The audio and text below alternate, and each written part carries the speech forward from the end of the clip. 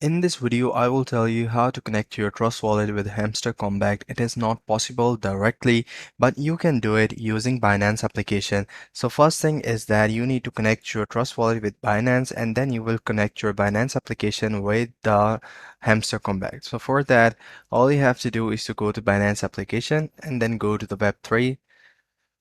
Then in Web3, go to the wallet. In the wallet, go to receive section. And in the receive section, search the coin that you will transfer from the Trust wallet. For example, I'm going to use BNB chain.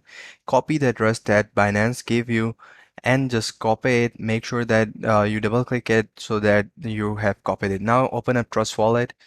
Go to the send option. You can type in BNB chain, or you can simply click on BNB chain on the main menu and then go and tap on the send button.